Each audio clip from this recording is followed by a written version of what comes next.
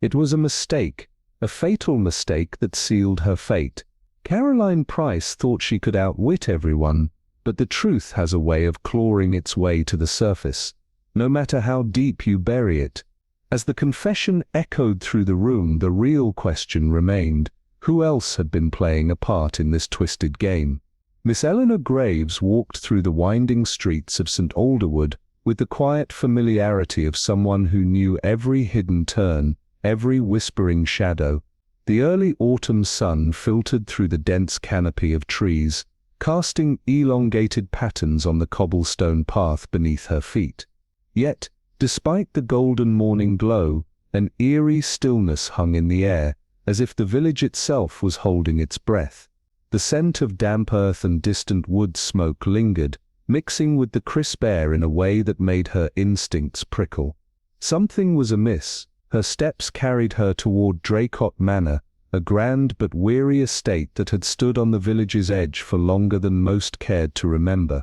Rumors swirled around the manor, like the ivy clinging to its aging walls. Stories of its enigmatic occupant, Irene Blackwood, a woman who had lived in quiet solitude, guarding secrets as one would guard something precious yet perilous.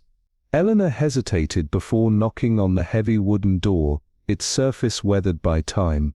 For a moment, only silence answered. Then the slow shuffle of footsteps, the metallic slide of a latch, and finally the door creaked open. Irene stood in the dim light of the threshold, her slender frame draped in a shawl, her eyes carrying the weight of something unspoken. "Eleanor," she greeted, her voice smooth but edged with an invisible tension. Eleanor's gaze flickered downward to the small stone clutched in Irene's fingers. A strange, intricate carving adorned its surface, and the way her grip tightened around it suggested it was no ordinary trinket. "I thought I'd stop by," Eleanor said, her tone deliberately light, though her mind had already begun assembling pieces of an unseen puzzle. Irene stepped aside, allowing her into the manor. The interior was steeped in a hushed stillness, the scent of aged paper and faint lavender mingling in the air. Bookshelves lined the walls, their contents meticulously arranged yet untouched by dust, as though someone had moved them recently. A single chair near the grand fireplace remained slightly askew, as if someone had abandoned it in haste. "Are you well?" Eleanor asked softly, watching Irene carefully. For a brief second, something flickered in the woman's eyes, a silent debate, a hesitation, before she forced a smile. "I'm fine," but the way she said it, too measured, too precise, sent a quiet chill through Eleanor. And then, just for a moment, beyond the tall windows, a shadow moved.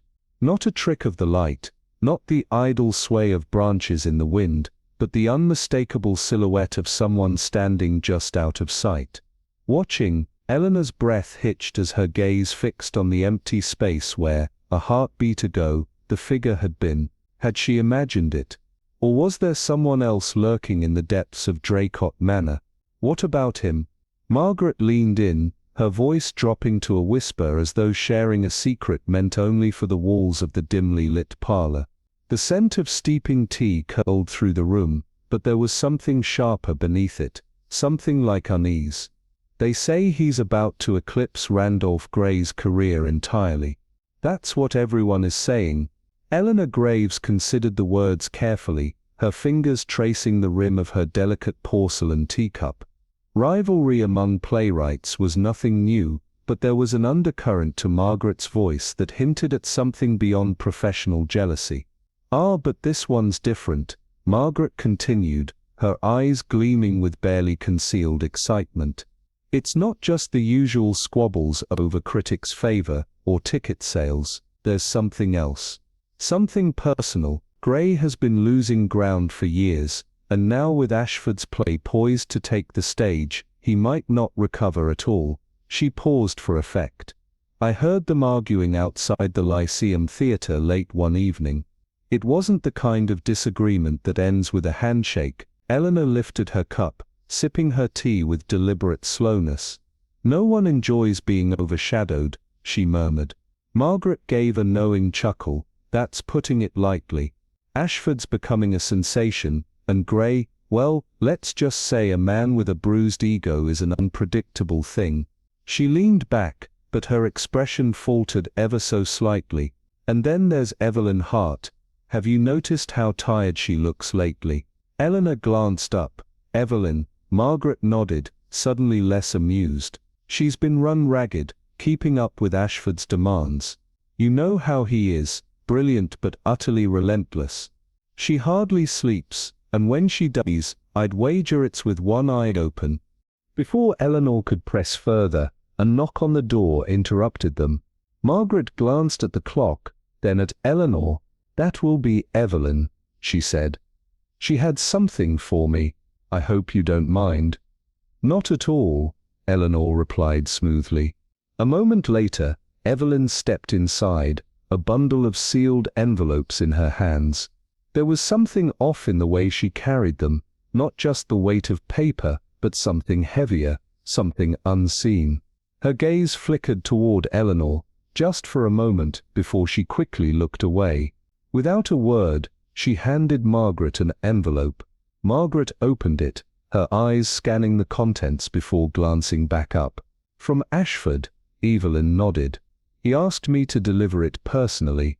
Margaret's eyes lingered on her, searching before she forced a smile. Well, thank you, my dear. I'll take care of it. Evelyn hesitated for half a second, then turned and walked out. The door closed with a muted click behind her. Eleanor watched her go, making a silent note of the rigid tension in every step. Something was happening beneath the surface, and she had a distinct feeling that it was no longer just about theater rivalries. No, this was deeper. She could feel it pressing in, coiling around the edges of every conversation, waiting to unravel. But for now, she sipped her tea, listening to the distant tick of the clock, knowing the truth would reveal itself soon enough. As the afternoon waned, Eleanor walked toward Ashford's rented townhouse, her pace steady, her mind already dissecting the puzzle. Beside her, Evelyn carried a small tin of biscuits, gripping it too tightly, as though it held more than just confections. The townhouse loomed ahead, its pristine exterior masking whatever secrets lay within. Ivy curled up its stone walls like grasping fingers, and the golden light of the setting sun did little to soften the foreboding presence of the place. The front door opened before they even reached the steps. Evelyn hesitated, her posture stiffening. The tension between them had thickened since they left Margaret's parlor, though Evelyn had been careful not to show it outright. Inside, the air was thick with dust and silence. The wooden floors groaned beneath their steps as they moved deeper into the house, the grand staircase casting jagged shadows against the walls. Somewhere above, the sound of footsteps echoed faintly, then stopped. A man appeared at the top of the stairs, his dark suit crisp, though his face was flushed. He wiped his hands against his trousers, a nervous habit, perhaps, but there was nothing in sight that would explain what he had been doing. "Miss Hart," he said, his voice just a fraction too controlled, too even. Then his gaze shifted. "And you must be Miss Graves." Eleanor met his stare without hesitation. There was something in his expression, something barely concealed behind the mask of politeness. "Yes," she said, her voice calm. "I believe we have a great deal to discuss." A heavy silence settled over the dimly lit study as Eleanor Whitmore stepped forward, her gloved fingers tightening around the folded letter in her hand. Across the room, Reginald Hawthorne sat rigidly in his chair, eyes shadowed beneath the weight of sleepless nights, his fingers tapping an uneven rhythm against the polished mahogany desk. The faint glow of the desk lamp illuminated the creases on his forehead, the deep lines of a man burdened by more than just his latest script. Outside, the wind whispered against the tall manor windows, a distant, eerie sound that sent a chill through the stale air. "You came," he murmured, voice hoarse, as if the words themselves carried a strain he could barely endure. Eleanor tilted her head, watching him carefully. "I came because I had no choice," she replied, placing the letter before him. "You sent for me, Reginald. You wanted me to know something. So tell me." He hesitated, his gaze flickering to the fireplace where embers still smoldered, barely clinging to life. The manor walls, lined with towering bookshelves and velvet drapes, seemed to close in, the weight of unspoken words pressing heavily upon them. Eleanor could feel it, the tension that had been creeping through the theater world for weeks now, a storm waiting to break. "It's Walters, isn't it?" she pressed, watching the flicker of recognition cross his face. "He's not taking this well, your play, your success." Reginald exhaled sharply, his fingers curling into fists. "He's doing more than not taking it well, Eleanor. He's losing control, he's desperate. I think he's willing to." A knock at the door cut through the air, sharp and unexpected. Eleanor turned, catching the briefest flicker of fear in Reginald's expression before he quickly masked it. The door creaked open, revealing Lucille Ashton, the ever-poised and unreadable assistant, her lips pressed into a thin line. She stepped inside with careful precision, her gaze shifting between them. "Mr. Hawthorne," she said, voice steady, yet there was an edge to it, something taut. "Mr. Walters is here. He insists on seeing you." Reginald paled, Eleanor straightened, her heart quickening. The moment they had been waiting for had arrived, but it was too soon, and something told her that whatever was about to unfold would not be simple, nor safe. Edward Lockwood's study was eerily silent, save for the faint scratching of his pen against parchment. The fire in the hearth had long since died down, casting jagged shadows across the mahogany-paneled walls. Piles of unfinished manuscripts and ink-stained pages littered the desk before him, but his feverish writing had slowed to a near halt. A single candle flickered beside him, its wavering light illuminating his pallid face, taut with exhaustion and something darker, dread. He had been working tirelessly, almost manically, for days, but tonight an unease hung in the air, thick and suffocating. Outside, the wind howled through the vast corridors of Lockwood Manor, its mournful whisper winding through the old house like a ghost seeking a way in. Evelyn Harcourt, the housekeeper, hesitated outside the heavy oak door. She had been bringing Mr. Lockwood his tea for years, but never before had she felt this overwhelming reluctance. Something was wrong, she could feel it in her bones. With a steadying breath, she knocked once. No answer. She knocked again, more firmly this time. Still, silence. "Mr. Lockwood," her voice, though soft, seemed unnaturally loud in the quiet. When there was no response, her fingers tightened around the brass handle. Panic began to creep in. Evelyn turned swiftly and made her way down the dimly lit hallway, her footsteps light against the thick carpet. She found Mr. Alden Grayson, Lockwood's longtime friend and financial advisor, seated stiffly in the drawing room, his hands gripping the arms of the leather chair with an unreadable expression. "It's Edward," Evelyn said, her voice hushed yet urgent. "He won't answer." Grayson's jaw tightened, his already pale complexion paling further. Without a word, he strode toward the study, Evelyn trailing behind him. At the door, he retrieved the spare key from a hidden panel in the wall and slid it into the lock. The latch clicked. The door creaked open. A sharp, acrid scent met them instantly. Something chemical, something wrong. The candle had burned low, its wax pooling over the silver holder. Lockwood's figure remained slumped over the desk, his lifeless hand resting atop a single page, the ink still wet. Evelyn gasped, stepping back in horror. Grayson's breath came in short bursts as he reached forward, his trembling fingers brushing Lockwood's shoulder.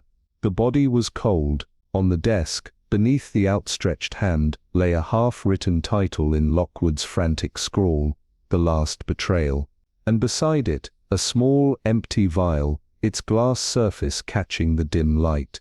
As Sir Harold touched the corpse, the chilling coldness of the body sent a shiver up his spine, and for a moment, his breath caught in his throat. "He's dead," he said in a low, grave voice. Caroline stumbled back, a scream frozen on her lips, just moments away from escaping. The cold air in the room, where only the ticking of the clock could be heard, made even breathing feel like a crime. The shutters were securely locked from the inside, with no signs of struggle, and the key was still in Beaumont's pocket, as if he had locked himself away in this solitude. A heavy weight pressed upon Caroline's chest, as though someone had tried to steal the very breath from her lungs. And then chaos erupted in the manor. Her scream ricocheted off the walls, piercing through the corridors like an arrow, awakening the very shadows that had been lying in wait. It was a small village, and rumors spread faster than the wind.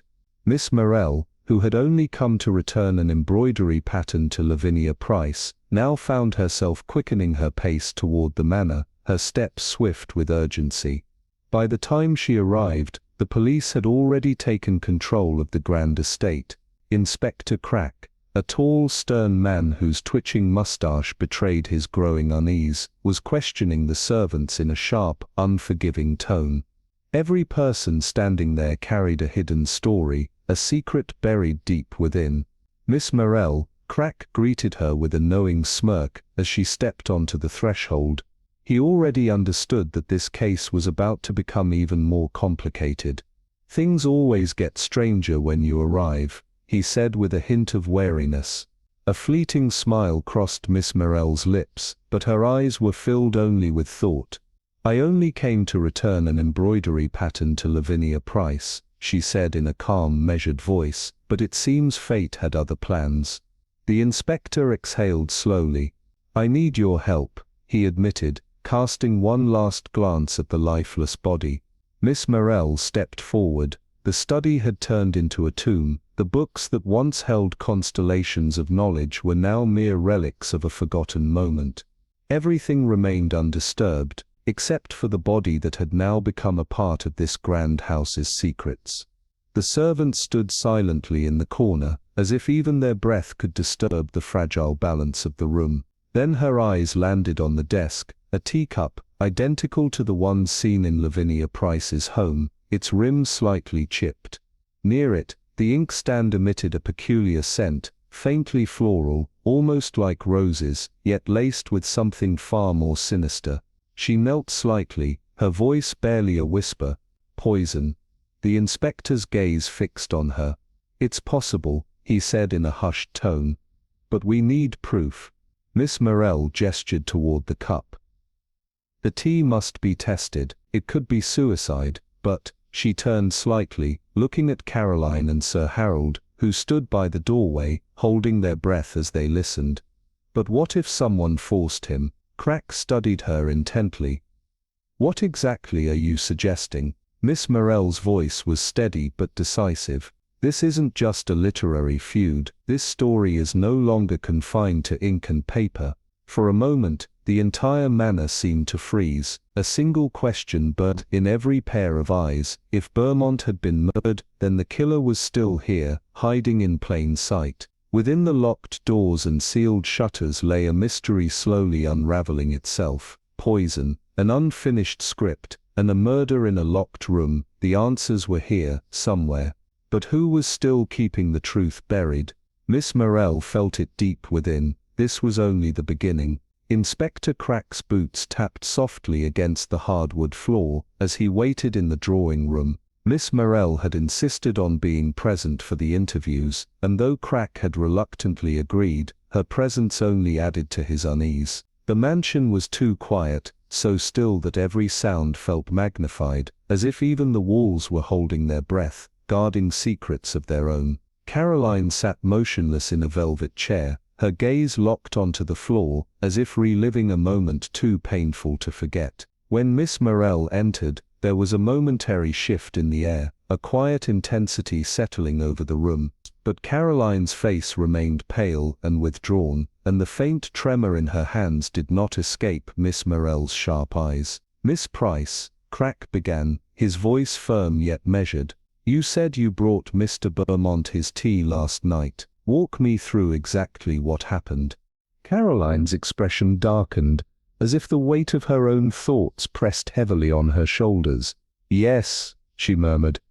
"I took his tea to him, just as I always do. I knocked. He told me to come in. He was working as usual. He looked tired, but nothing seemed out of the ordinary. I placed the cup down, stayed for a moment, then I left. A pause, then her voice took on a strange urgency, the words escaping almost involuntarily. He was fine, very much alive. Crack's eyes narrowed. Anything unusual? Caroline hesitated, shifting slightly in her seat, as if deliberating her response. Then, her voice hardened. No, nothing. Miss Marple, who had been watching in silence, twisted the fabric of her gloves between her fingers. Something about Caroline's answer felt too polished, too rehearsed, like a person trained to speak a certain way under pressure. Crack jotted down a note before calling in Sir Harold. He had been standing quietly at the far end of the room, but now as he stepped forward, his posture was stiff, his face drawn. The moment he entered, a fleeting glance passed between him and Caroline, so brief it might have gone unnoticed, but Miss Marple saw it. "Sir Harold," Crack said, "you mentioned last night that you were looking for financial papers." Sir Harold's discomfort was evident. He ran a hand through his thinning hair before responding. "Yes," he admitted, voice tight. "I was searching for some old documents, something related to investments Beaumont and I had discussed. We had a sort of partnership, or at least, that's what he called it." Crack's pen hovered over his notebook. "And you didn't find them?" Sir Harold hesitated. "No, I must have been mistaken about where he kept them." Or, Crack said evenly, "Were you looking for something else?" A flicker of tension passed over Sir Harold's face. His jaw tightened. "No," he said quickly, "just financial papers." "Interesting," Crack murmured. "And you didn't hear anything unusual? Nothing that might explain why Mr. Beaumont was found dead in his study from apparent poisoning?" Sir Harold shook his head vigorously. "Nothing. I swear it." Crack was about to move on when Sir Harold added, almost as an afterthought, "Though, I did hear the door lock from the inside." Miss Marple's expression sharpened. A locked door, that changed things. If Beaumont had been poisoned, why would he have locked himself in, unless someone else had been in there with him? Before she could voice her thoughts, Arabella Beaumont entered the room. She was the very image of control, her elegant poise unshaken, though Miss Marple noted the tension in the corners of her eyes. This was not the fatigue of lost sleep, this was something deeper. "Inspector," Arabella said, her voice smooth and distant, "I'm afraid I have little to contribute. I was not privy to my husband's affairs last night." Crack studied her carefully. "You weren't in the study?" "No," Arabella replied curtly. "I had private family matters to attend to." Miss Marple watched in silence, her mind turning. If Beaumont had been murdered, then why had he locked himself in? Or more importantly, had he been the one to lock the door at all? Inspector Alden leaned against the grand mahogany desk in the study, his sharp gaze flickering between the anxious faces gathered before him. The air was thick with tension, an invisible weight pressing upon the room, suffocating in its stillness. The scent of old books, waxed wood, and the faintest trace of something acrid clung to the air, poison perhaps. Miss Eleanor Graves stood near the window, her gloved fingers tracing the delicate embroidery of her cuffs, her expression one of careful neutrality. Alden knew better. She was watching, absorbing, calculating. Across from her, the late Mr. Lawrence Devereux's widow, Evelyn, sat rigidly in the velvet armchair, her hands folded in her lap too perfectly, the controlled composure of a woman holding something back. "Let's go through this again," Alden said, his voice calm but edged with steel. "Mrs. Devereux, you were the last to see your husband alive. You brought him his evening brandy, didn't you?" Evelyn nodded, her gaze distant. "Yes, as I always did. He was in his study, working. He barely looked up when I set the glass down. I left him to it." Her voice was steady, but her fingers tightened just slightly against the fabric of her gown. Miss Graves noticed it too, and he was alive when you left. Alden pressed. Of course. A flicker of impatience. Too defensive, too quick. Did he say anything unusual? A pause, almost imperceptible, but there. No. Alden echoed, watching her closely. Nothing at all, nothing, she repeated, firmer now, as though willing it to be true. Across the room Mr. Sebastian Harrow cleared his throat. "This is all unnecessary, Inspector," he muttered. The man locked himself in, no sign of forced entry, no disturbance. Clearly, it was suicide. Eleanor Graves tilted her head slightly, her dark eyes glinting with something unreadable. "Was it?" she murmured, her voice soft, yet cutting. "Strange way to take one's own life, don't you think? Poisoned brandy, a locked study. Tell me, Mr. Harrow, do you truly believe a man of Mr. Devereux's stature would choose such a theatrical exit?" Harrow's jaw tightened, his fingers twitching at his sides. He was a troubled man, he insisted. "The finances, the estate." Alden interrupted smoothly, turning to him. "Yes, the finances. You were assisting him with some investments, weren't you? But from what I've gathered, there were discrepancies, large ones." Harrow stiffened, but before he could respond, the study door creaked open, and a maid hesitantly stepped inside, eyes wide with unease. "Pardon me, sir, but I thought you should know. Mr. Devereux's ledger is missing." A beat of silence, heavy, dangerous. Then Eleanor Graves smiled, not unkindly, but knowingly. "Now," she said softly, "that is interesting."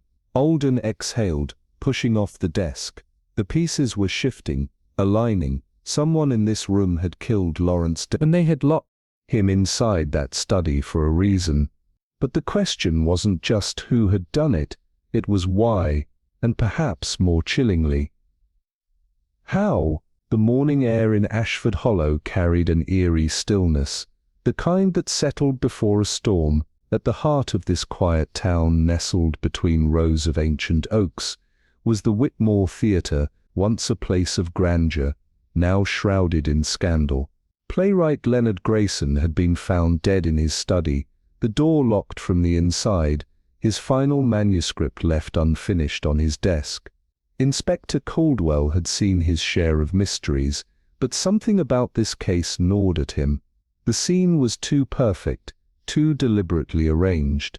He glanced at Eleanor Drake, the sharp-eyed mystery novelist who had an uncanny habit of finding herself tangled in real-life crimes. She stood beside him, her fingers gliding over the scattered pages of Grayson's last play, her expression unreadable. "It's staged," she murmured. The locked door, the untouched teacup, the ink bottle knocked over just enough to look like an accident. "Someone wanted us to believe this was simple," Caldwell exhaled, rubbing his temple. "The poison was in his system, no doubt about that, but the tea was untouched, and there were no signs of forced entry. Either he let his killer in, or..." He trailed off, watching Eleanor as she picked up the playwright's pen, twirling it thoughtfully. "Or," she said, her voice barely above a whisper, "he never saw it coming." The weight of her words settled between them, as Caldwell considered the implications. Grayson's final manuscript, Whispers in the Dark, was a murder mystery, one that bore an unsettling resemblance to his own demise. A writer, killed in his study, poisoned without a trace of how the substance was administered. Eleanor turned the pages with practiced care, pausing when she saw faint corrections in the margins. The handwriting was different. "Someone was editing his work," she said, narrowing her eyes. "This isn't Grayson's hand, it's too careful, too deliberate. Someone else was involved." Caldwell frowned.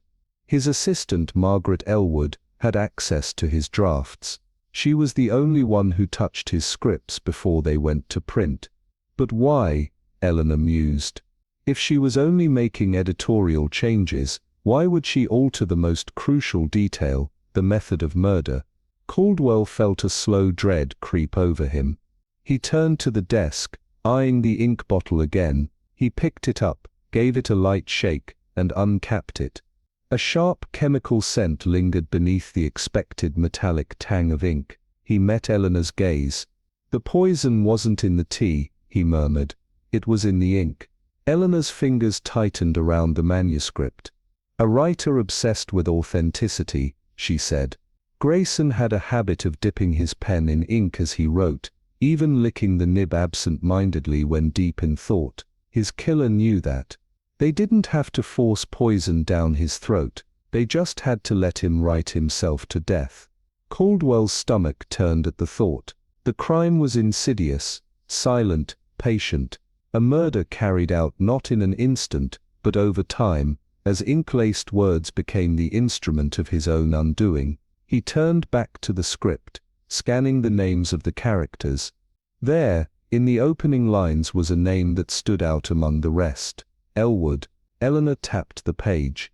A coincidence? Caldwell shook his head. Or a confession hidden in plain sight? Margaret Elwood had been more than an assistant. She had shaped Grayson's stories, guided his words, and now, it seemed, she had turned fiction into reality. Eleanor took a steady breath, setting the pages down. "Theater is all about illusion, Inspector, and the deadliest illusions are the ones we never question." As the weight of the revelation settled over them, the room seemed to darken, the unfinished manuscript lying open like a whisper from the dead. The real performance had just begun, and somewhere in the shadows of Ashford Hollow, a murderer was waiting for their final curtain call.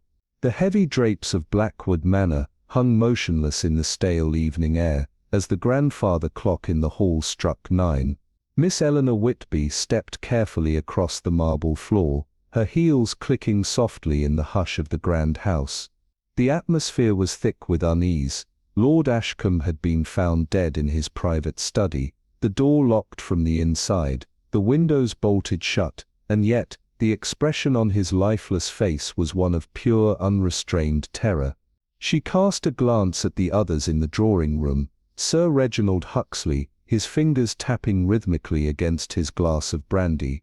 Margaret Endicott, the ever-watchful governess, standing unnaturally still, and young Mr. Lawrence Ashcombe, the late Lord's nephew, who stared at the floor, his face unreadable. "Something is amiss," Eleanor murmured under her breath, as she moved closer to the fireplace, where a set of letters lay scattered, ink still fresh. She picked one up, her sharp eyes catching the barely smudged signature at the bottom. Lord Ashcombe's own hand, yet trembling, uneven, as if he had been in a state of panic. Beside the letters, a single white feather lay on the dark wood of the desk. Odd. Eleanor turned it between her fingers, feeling the unsettling weight of its presence. "A bird never entered this room," she whispered. "So how did this get here?" A quiet gasp from Margaret drew Eleanor's attention. She had been watching, eyes wide with an emotion that looked dangerously close to fear. "You know something," Eleanor said smoothly, stepping closer, her gaze never wavering. Margaret hesitated, glancing at Sir Reginald, whose tapping fingers had suddenly stopped. The silence stretched, and then the clock struck again, an echoing chime that sent an inexplicable chill through the room. "Lord Ashcombe received a visitor last night," Margaret finally said, her voice barely audible, "but not through the front door. I saw shadows moving by the east wing window." Eleanor narrowed her eyes. "And you told no one?" "I thought it was a dream," Margaret whispered, "until I saw that feather, the weight of her." Words settled uneasily over the group. Eleanor looked around, the pieces falling into place. Someone had been here, someone who was not meant to be, and now Lord Ashcombe was dead. But the method of his murder remained a mystery. No poison detected, no weapon found, only the paralyzing terror frozen on his face, as if he had seen something so horrifying, so impossible, that his heart had simply stopped. Or had he been made to see something? Eleanor turned to the window, staring at the vast gardens beyond. The fog had thickened now, rolling in waves over the statues and hedges like grasping fingers. Someone had played a game of deception here, and she intended to find out exactly who was behind the curtain. The morning clung to the village of Raven Hollow like a lingering whisper of the past, the mist coiling through the cobbled streets as the world slowly began to grasp the weight of Lord Everleigh's death. The air felt unnaturally heavy, pressing down upon the grand Everleigh Manor, where silence had taken residence within its vast corridors. Miss Evelyn Hartley stepped through the threshold, her presence an unshaken force against the suffocating stillness of the house. The polished floors gleamed under the dim light of the chandelier, yet the house no longer exuded its usual elegance. There was something wrong, something deeply unsettled lurking beneath its walls. The servants moved about their duties with a strained mechanical precision, their eyes flickering with something just beneath the surface. Was it grief or fear? Evelyn's sharp gaze swept the room, taking in the small, almost imperceptible details: the faint scuff marks on the rug near the study door, the lingering scent of burnt candle wax, the way Lord Everleigh's chair had been left just slightly askew. Everything in this house had been orchestrated, every movement a calculated deception. The study, the place where Lord Everleigh had drawn his last breath, stood like a sealed vault, windows bolted, doors locked, yet his body found slumped over his desk, his face frozen in an expression of unspeakable horror. Poison, they had said, but Evelyn knew better. Death had come with something more than mere poison, it had come with intent. She moved to the desk where scattered pages of his latest manuscript lay untouched, the final pages of a mind that had been teetering too close to the truth. Her fingers traced the ink-stained words, pausing at the last few lines, unfinished, as if death had interrupted him at the very moment of revelation. A whisper of movement behind her made Evelyn turn sharply. Margaret Holloway, the housekeeper, stood in the doorway, her face carefully neutral, but Evelyn did not miss the way her hands clenched around the edges of her apron. "You're searching for something," Evelyn said, her voice smooth, measured.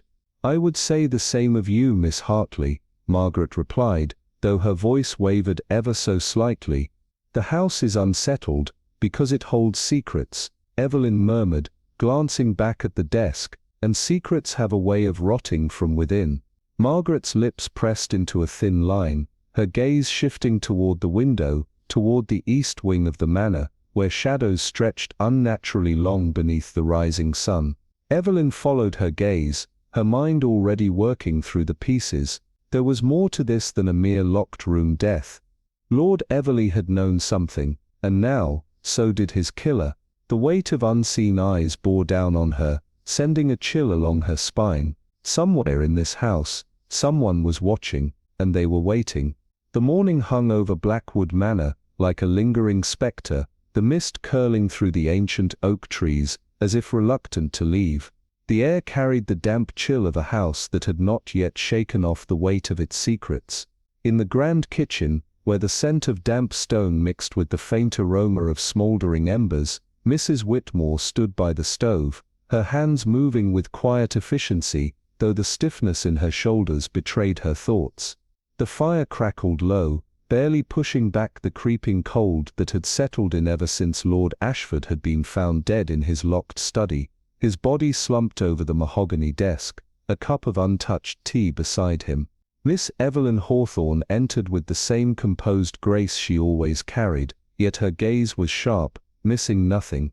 "Good morning, Mrs. Whitmore," she greeted, watching the woman closely as she kneaded dough with an almost mechanical precision. Mrs. Whitmore turned, offering a polite nod, but there was a flicker of unease in her eyes.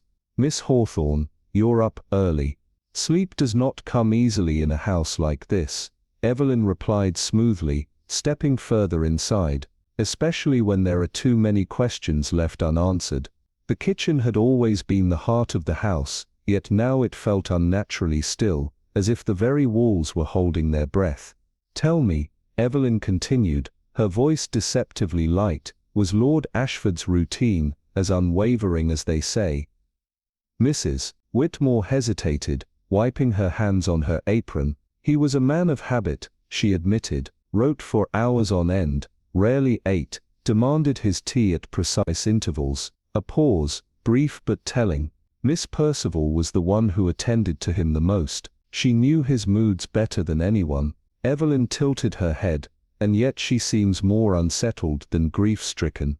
Mrs. Whitmore's hands clenched slightly around the cloth she was holding. There was talk, she said in a low voice, that Lord Ashford was preparing to make a change, a new assistant. Miss Percival, she must have known. Evelyn absorbed this, already threading the implications together, fear of losing her position. Perhaps, but fear alone was not enough for Murdered. Did she bring him his tea that night? She asked. Mrs. Whitmore's silence was its own answer. Evelyn left the kitchen with thoughts swirling like storm clouds, her steps carrying her toward the west wing, where the housekeeper's words lingered in the air behind her. But just as she reached the study, a shadow moved. Sir Alister stood near the doorway, fingers gripping the handle too tightly, his face taut with something that was not grief, but something sharper, guilt, perhaps. Or fear. Miss Hawthorne, he greeted, forcing a smile that did not reach his eyes. I was just looking for something. Important papers, Evelyn mused, watching him carefully. Financial records perhaps. His jaw tensed. Yes, Lord Ashford mentioned something before he passed, but they seemed to be missing. Missing, Evelyn echoed, stepping inside. The study was untouched since the night of the murder. The scent of old parchment mingling with something else, something bitter. The papers on the desk were scattered, but not in the frantic way of someone searching. No. This was deliberate. Someone wanted it to look like a search, to disguise what was truly missing. Sir Alister's gaze flickered toward the window, betraying a momentary hesitation. Evelyn followed his glance, and a realization settled in her mind. This was not just about the finances. This was about something deeper, something worth killing for. Too many people in this house had something to lose, and yet, only one had something to gain. The storm had not yet broken, but Evelyn could feel it coming. A damp mist clung to the village as Inspector Graves knocked lightly on the old wooden door, the sound barely audible over the distant crow of a raven perched ominously on a nearby fence. The door creaked open, revealing Eleanor Whitmore, her piercing blue eyes gleaming with quiet amusement. "Ah, Inspector," she said smoothly, stepping aside to let him in. "I assume you've come to share your latest revelations." Graves sighed, removing his hat and shaking off the moisture from his coat. "Latest, yes. Revelations, not quite. This case is turning into a tangled mess, Miss Whitmore." She gestured toward the dimly lit sitting room where a fire flickered, casting long shadows against the antique wallpaper. The scent of spiced biscuits filled the air, a strangely comforting contrast to the unease that had settled over the investigation. "Do sit, Inspector. A bit of tea might help untangle that mess." Graves sat heavily, the weight of uncertainty pressing down on him as he pulled a crumpled letter from his coat pocket and handed it to her. "Found this among Langley's things. It's unsigned, but I'd wager it means something." Eleanor took the letter delicately, unfolding it with a slow precision. The ink was bold, the message sharper than a blade. "You have stolen what was never yours. You carve words from another's soul and dare to call them your own. There will be a reckoning." She read it twice, her expression unreadable before setting it down between them. "Stolen," she murmured. Curious choice of words. Graves exhaled, rubbing his jaw. Langley was no saint. Plenty of enemies, but this feels personal. Eleanor tapped her fingers against the porcelain teacup. "Not his handwriting, I presume." "No, too controlled. Langley was careless with details. It's deliberate." A pause, then her eyes gleamed. "You suspect Catherine Renfield, don't you?" Graves hesitated, then nodded. She had reason. Langley was going to replace her. She knew it. Desperation makes people reckless. "True," Eleanor said, her voice thoughtful, "but so does vengeance. This letter, it reads less like a warning and more like a promise." Graves frowned. "You think she followed through?" "I think she wasn't the only one with a grudge," Eleanor said, stirring her tea absently. "Everyone is too focused on Langley's professional feuds. What if this is about something more intimate? The words hung in the air. Graves sat up straighter. You mean an affair, perhaps, or a secret? She leaned forward. Tell me, Inspector, where was Edward Hastings this morning? Graves' brow furrowed. Hastings? He claimed he was at his cottage all morning. Eleanor smiled faintly. Then why did I see him slipping into the old boarding house by the docks? A sharp silence followed. Graves stood abruptly, snatching up his hat. That's a lead worth chasing. Eleanor watched him go, her mind already piecing together the unseen connections, the lies buried beneath the polite facade of the village. This wasn't just about professional envy. This was about deception, about secrets long hidden, secrets that someone was willing to kill for, and she was determined to find out who. The morning streets of Ravensbrook were eerily silent, the dense fog curling around the edges of the cobblestone alleys like ghostly fingers refusing to let go. It gave the village an unnatural hush, as if the very air was weighed down by something unseen. Inspector Graves drove through the mist in his battered sedan, the headlights slicing through the thick gloom, but barely. Eleanor Whitmore sat beside him, her sharp gaze locked onto the road ahead, though her mind was already piecing together what lay before them. Their destination was the Blackwood Inn, the guest house where Anthony Calloway had been staying since the night of the murder. It had been 2 days since the playwright Edgar Vance was found dead in his study, and every trail they followed led only to more unanswered questions. The feud between Vance and Calloway had been the obvious thread to pull, yet something about it felt too convenient. People make the loudest noise when they have the least to hide. Eleanor murmured, her voice measured. Graves tightened his grip on the wheel, his frustration barely masked. We'll see what Calloway has to say, he muttered, his jaw set. I'm not ruling him out just yet. The Blackwood Inn loomed ahead, its once grand facade dulled by years of neglect. The windows, half shuttered, seemed like vacant eyes staring out at nothing. The place was too still, too quiet for a guest house that should have had the lively murmur of travelers. As they stepped inside, the stale scent of old wood and damp fabric wrapped around them. Eleanor's keen gaze flicked toward the narrow staircase, where faded wallpaper curled at the edges like peeling skin. She half expected a shadow to move at the top, but the hallway remained lifeless. Room 4. Graves knocked once firmly, then pushed open the door. Anthony Calloway sat slumped in the chair by the window, staring blankly into the fog outside. He turned sluggishly at the intrusion, his eyes sunken, bloodshot, a man unraveling at the seams. His clothes were rumpled, hastily thrown on, as though sleep had eluded him entirely. But Eleanor caught something beneath his exhaustion, a flicker of something else. Not quite fear, but close. Calloway, Graves said, his voice level, but edged with steel. We need to talk about Vance. Calloway let out a bitter laugh, rubbing a trembling hand over his face. Of course you do, he muttered. You want to talk about the rivalry, how I hated him, how I had a reason to want him dead. His smile twisted, humorless. Go on then, ask your questions. Graves studied him for a beat, his silence heavier than words. Eleanor finally stepped forward, her voice calm but unwavering. You went to Vance's estate that night, she said. It wasn't a question. Calloway's tired eyes snapped to her, his fingers curling into fists. Yes, he admitted after a pause, his voice raw. I went. I had to. I wasn't going to let him take what was mine again, but when I got there, he exhaled shakily. Something was wrong. The whole place was in chaos. Doors left open, people murmuring in hushed voices. I never even saw him. I turned back before I could. Why leave so abruptly? Eleanor asked, tilting her head. Surely you would have wanted to confront him. Calloway hesitated. His knuckles whitened against the armrest. It wasn't just the chaos, he finally said, his voice low.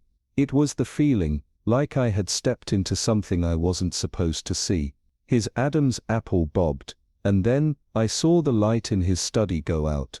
Eleanor and Graves exchanged a glance. "You're saying someone was already in that room before Vance died?" Graves pressed. Calloway's gaze darkened. "I don't know.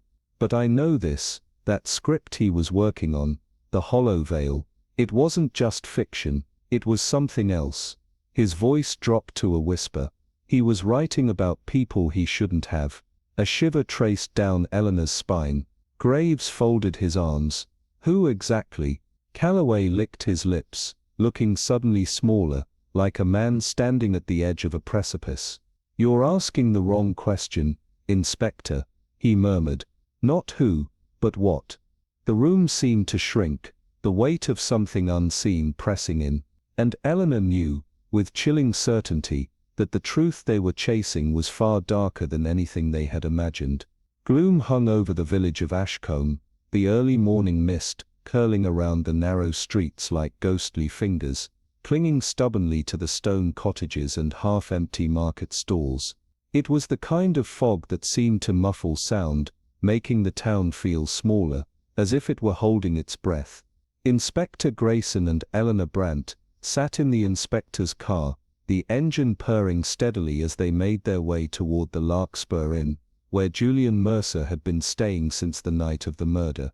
2 days had passed, and every lead had turned into a dead end, each clue dissipating like smoke before it could be grasped. Grayson frowned, his fingers drumming against the steering wheel. "Mercer had every reason to want him dead," he muttered, his voice carrying an edge of certainty. "But I'm not convinced he's the one who did it." Eleanor, wrapped in thought, studied the bleak landscape beyond the windshield. "People who are too obvious," she said finally, "often have the least to hide." The car slowed as they approached the inn, an aging building with ivy creeping up its sides, its upper windows dark and unwelcoming. The sign above the door creaked on its rusted hinges, swaying in the breeze. Inside, the air was heavy with the scent of damp wood and old carpet. The hallway stretched ahead, dimly lit, the floorboards sighing under their steps as they stopped before room 6. Grayson knocked, waited, then pushed open the door. Julian Mercer sat by the window, a cigarette smoldering between his fingers, his gaze lost in the thick mist beyond the glass.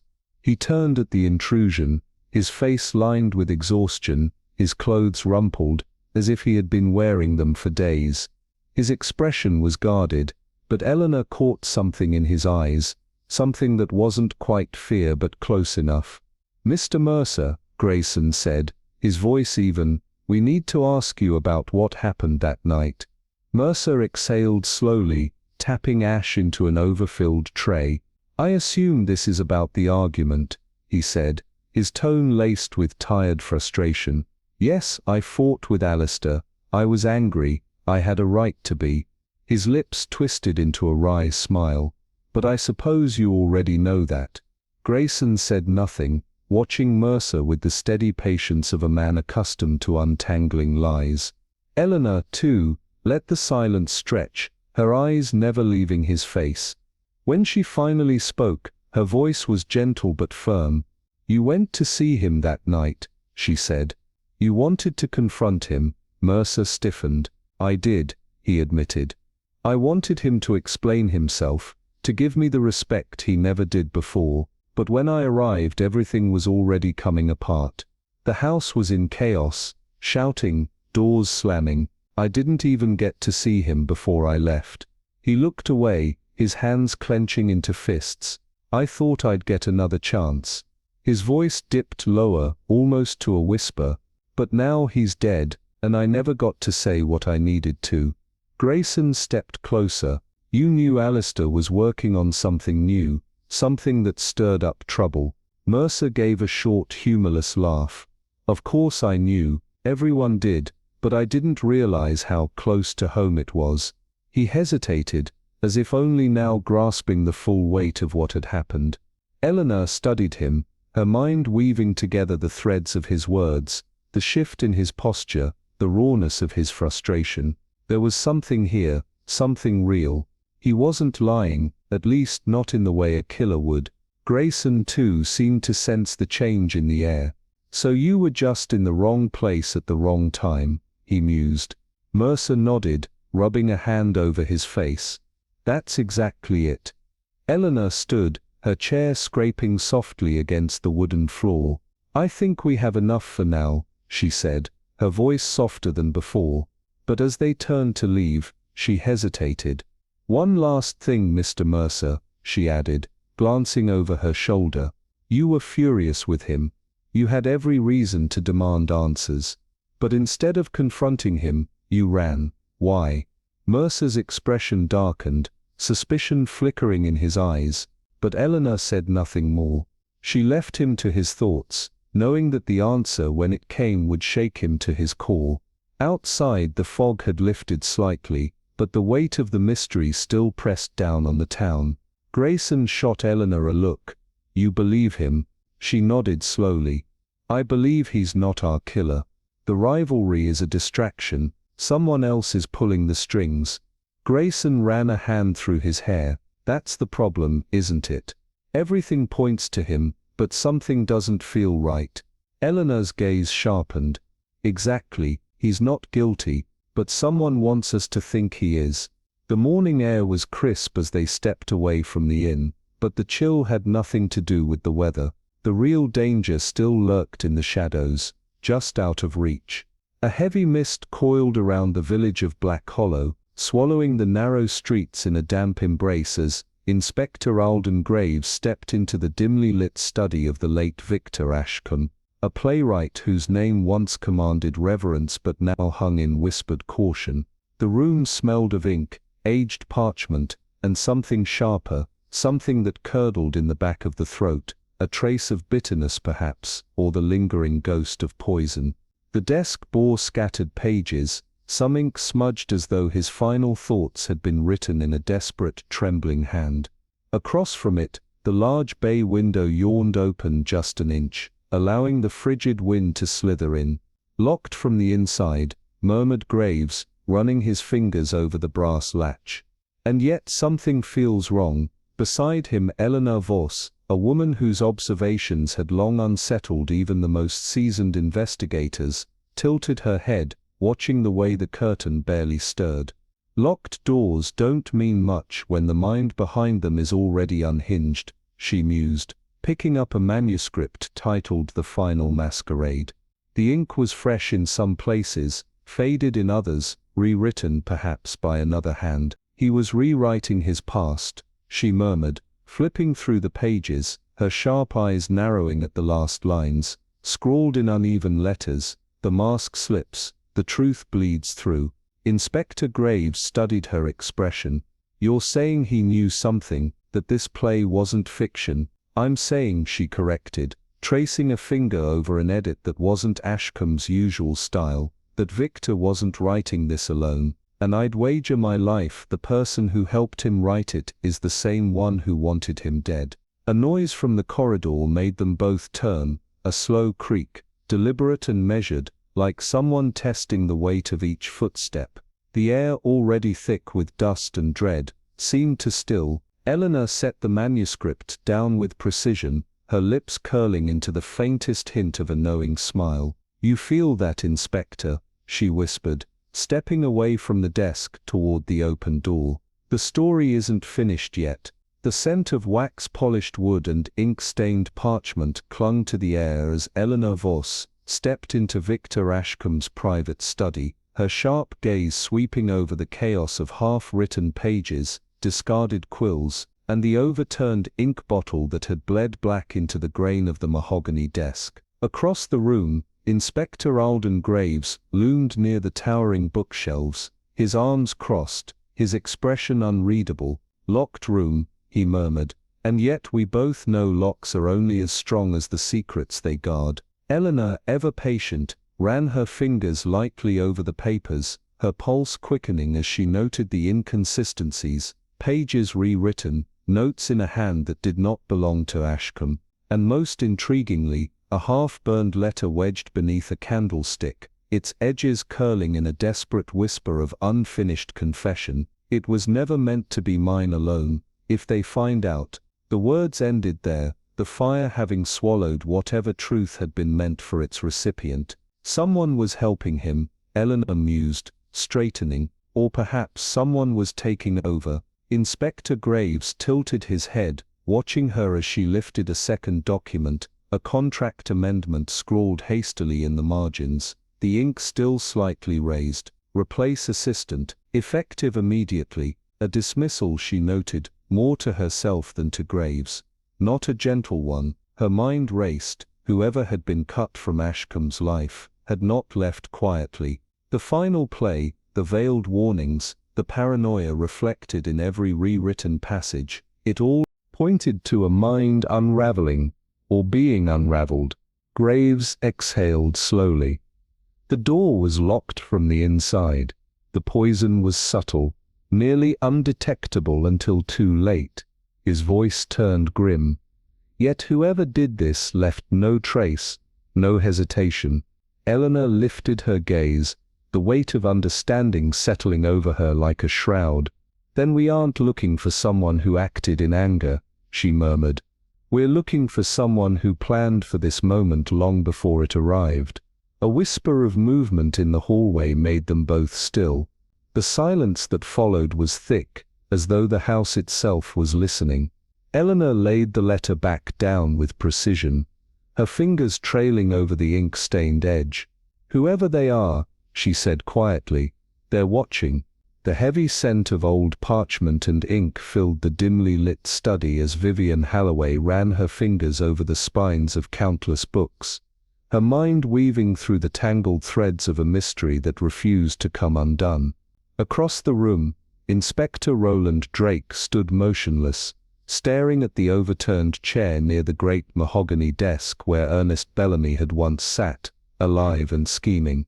The air held the remnants of cigar smoke, as if the presence of the man still lingered, unwilling to let go of his dominion over these four walls. Papers lay scattered across the floor, a chaotic testament to a mind that had thrived in controlled disorder, until someone had ensured it would thrive no longer. Whoever did this, Drake murmured, nudging a fallen candlestick with the toe of his boot, knew how to cover their tracks well. Vivian nodded absently, her sharp gaze flitting over the debris of Bellamy's life. She had seen crime scenes before, but there was something about this one that felt deliberately constructed, like a play staged for an audience that had yet to arrive.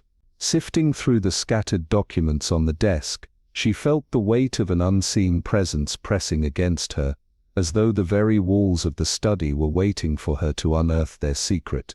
Among the ledger sheets and discarded drafts of Bellamy's final play, something caught her attention, a single sheet tucked between two contracts, barely noticeable.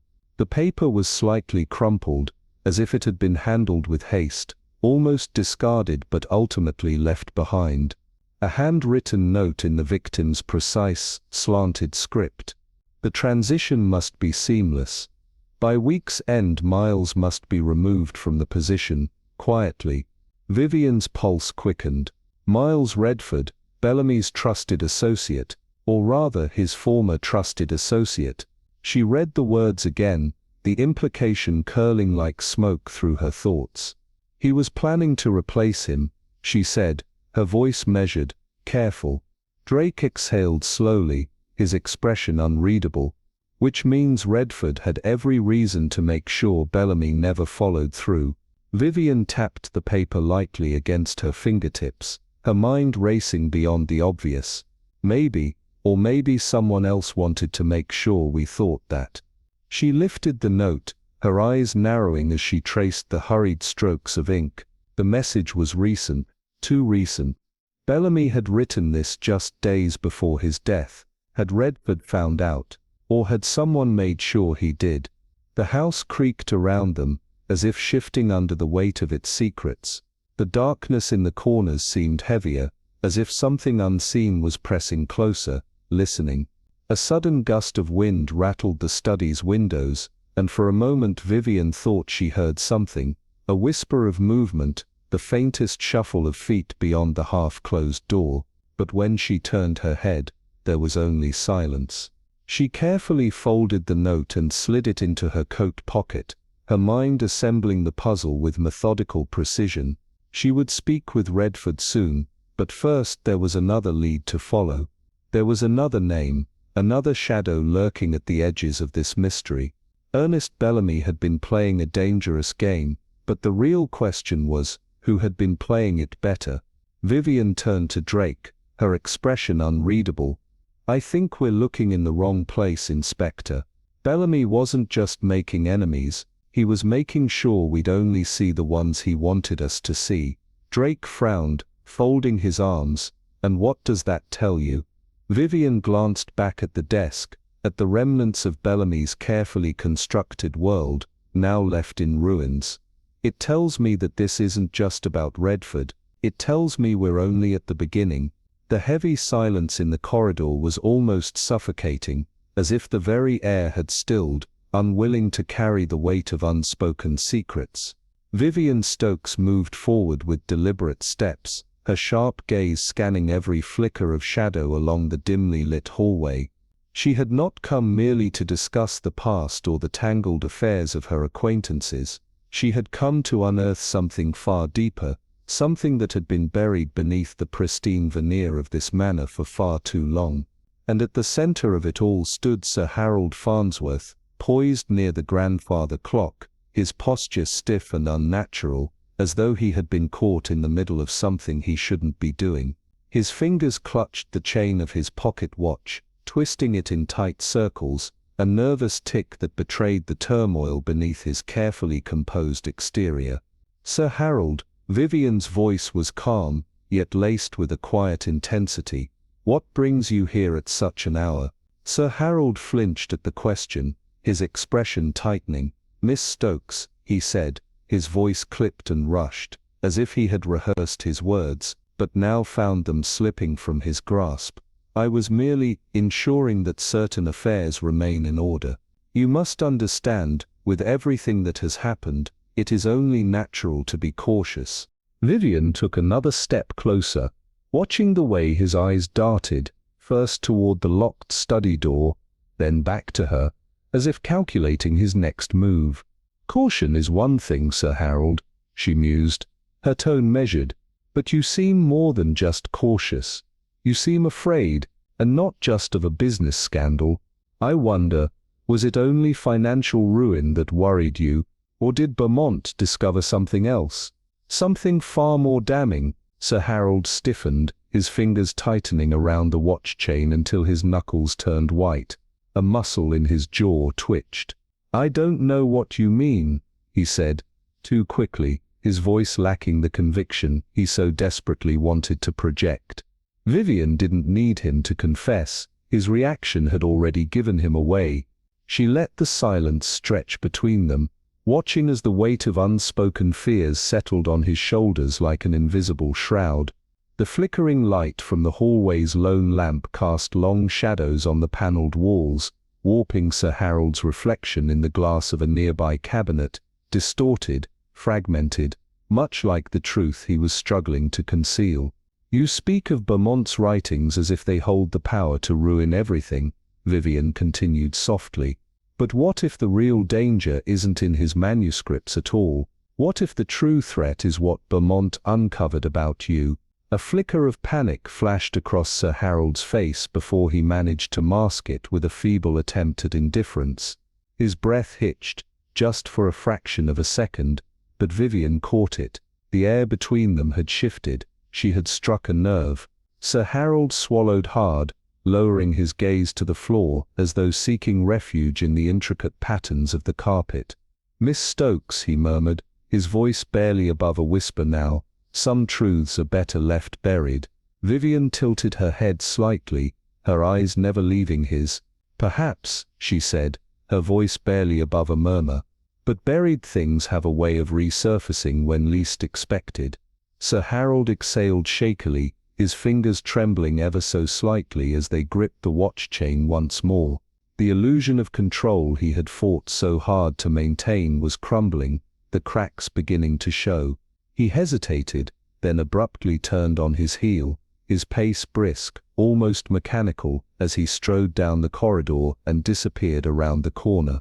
Vivian remained where she stood, watching his retreating figure, absorbing every telltale sign of unease he had tried to suppress.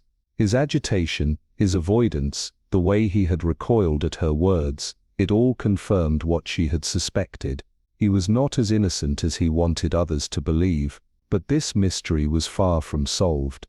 There was something darker lurking in the shadows of Sir Harold's past, something he was desperate to keep hidden.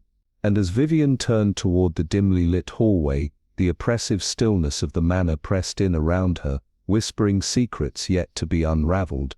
The air in the dimly lit study was thick with tension as Vivian Stokes and Inspector Hale faced Evelyn Mercer, her usually composed demeanor betraying cracks of unease. She sat at the edge of a leather chair, her back rigid, hands folded so tightly in her lap that her knuckles had turned pale. The flickering glow of the desk lamp cast shifting shadows across her face, making her expression harder to read, but Vivian didn't need the light to see what was happening. Evelyn was unraveling. "Miss Mercer," Hale began, his voice measured but unyielding, "we've uncovered a rather interesting document among Mr. Langford's personal files, a contract, one that suggests he was preparing to replace you. It's signed, dated, and quite conclusive. Tell me, were you aware of this before today?" Evelyn's lips parted slightly, as though she were about to answer, but then she hesitated. A moment of silence stretched between them, and in that pause, the faintest flicker of something, panic, recognition, fear, crossed her face before she quickly schooled her features into a mask of indifference. "A new contract," she echoed, forcing a hollow chuckle, as though the idea was absurd. "I can't say I was. Mr. Langford was always considering changes. He spoke of them often, but he never finalized anything while I was there."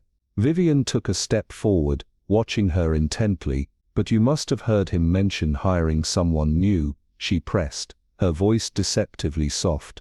"Perhaps you even overheard phone calls about it." Evelyn's fingers twitched, pressing together tighter, her breath catching for just a second too long. "I may have overheard something in passing," she admitted, her voice a fraction tighter than before, "but they weren't important conversations. Mr. Langford changed his mind frequently. Nothing ever came of his ideas. It wasn't anything serious." Hale raised an eyebrow, unimpressed by her evasion. "And yet," he mused, "you seem unusually nervous for someone who had nothing to fear." Evelyn swallowed hard, her eyes darting toward the window, as though seeking an escape from the scrutiny pressing down on her. "I was worried, naturally," she finally said, voice quieter now, as if she was speaking more to herself than to them. "Who wouldn't be, in my position? Losing a job, being replaced, it's a fear anyone would have." Then she lifted her chin slightly, a feigned confidence returning to her tone. "But that doesn't mean I had anything to do with his death. If that's what you're implying, then I suggest you look elsewhere. I had no reason to harm him." Vivian studied her carefully. The words had come quickly, too quickly, as if she had practiced them.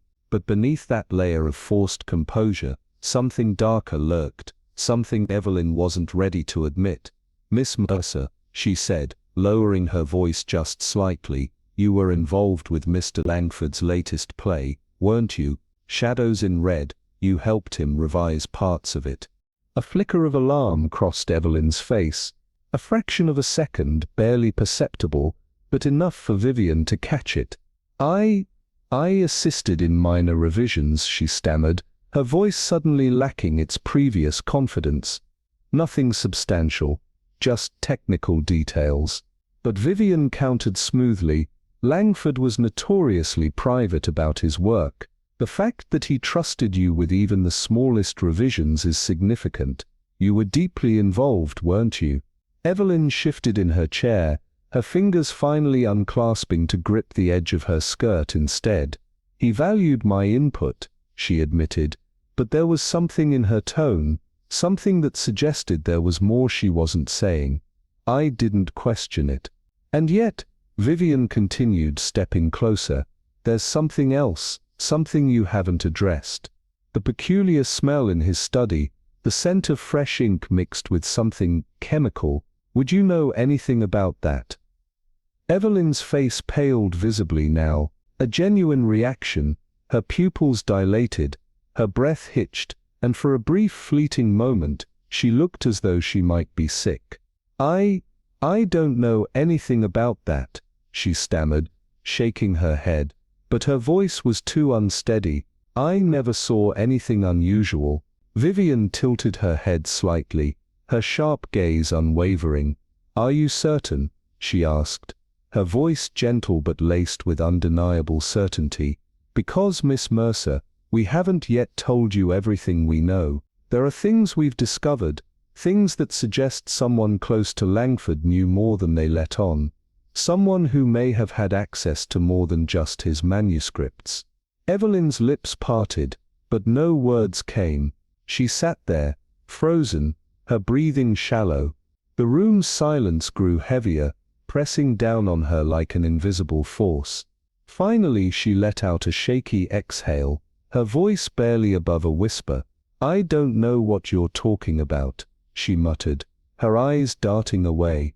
I've told you everything I know, but she hadn't. And they both knew it. Vivian exchanged a glance with Hale before slowly straightening. Thank you for your time, Miss Mercer, she said finally. You've been very helpful. Evelyn gave a tight nod, her expression once again composed, but the damage had already been done, her reactions had betrayed her. As Vivian turned toward the door, she could feel the weight of Evelyn's gaze on her back, the tension in the air thick enough to cut. Hale hesitated a moment before following, and as the door clicked shut behind them, a slow, knowing smile crept onto Vivian's lips. The lies were starting to unravel, the truth was just beneath the surface, and soon, very soon, the final piece of the puzzle would fall into place.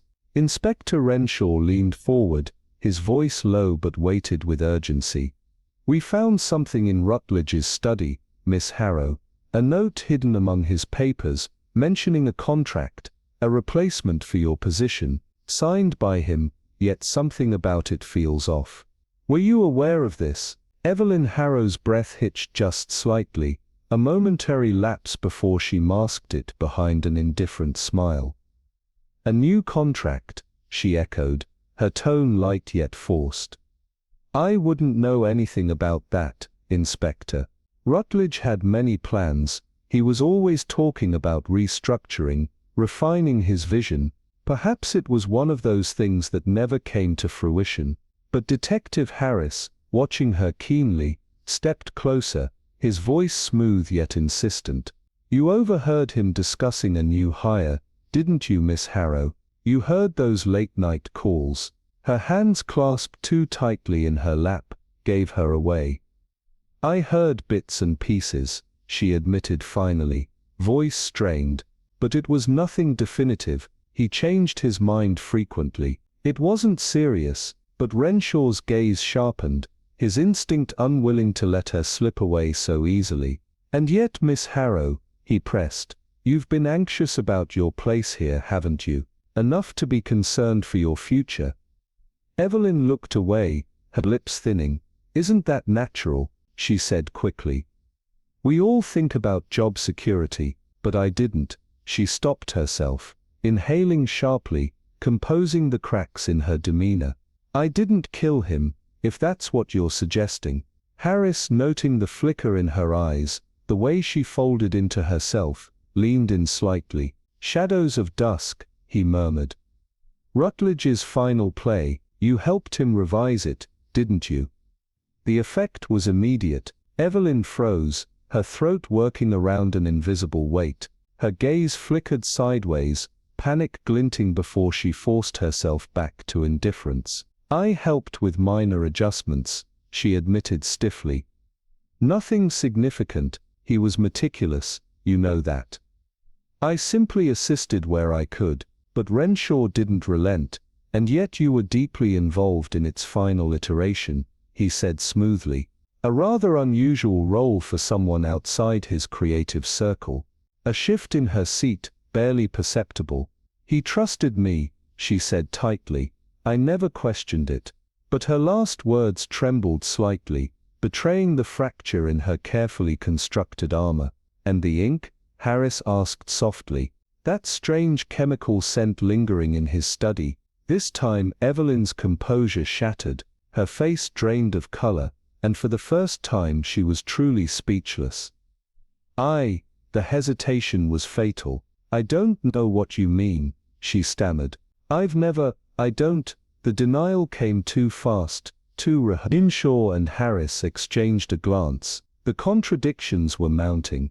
Her knowledge of the play, her hand in its revisions, her denial of the ink. The walls around her were crumbling, the truth pressing against them, but one final piece remained elusive. Renshaw straightened, his expression unreadable. "Thank you for your time, Miss Harrow," he said finally, his tone deceptively calm. Evelyn nodded stiffly, but her eyes, wide, dark, hiding something, remained on them until they stepped out.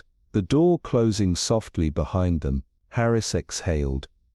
"She's holding something back, something crucial," Renshaw agreed, his mind already sorting through the tangled threads. Evelyn had a reason to see Rutledge silenced, but this murder wasn't so simple. The poison, the ink, the locked study, it all pointed to something far more intricate. "We need another angle," he muttered, then glanced at Harris. "The play, it wasn't just a script, was it? It was a map, a calculated plan, veiled in fiction, and they were closer than ever to understanding what it pointed to." The understanding hit him quickly, a sharp realization settling into the silence of the room. "You're saying Beaumont poisoned himself?" Miss Marple nodded, her eyes narrowing with the weight of the moment, the pieces fitting into place. It was so simple, so devastatingly straightforward.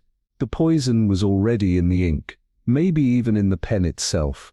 If Beaumont had used that pen in his study, locked away from the world, he would never have known it was a death sentence waiting to be written.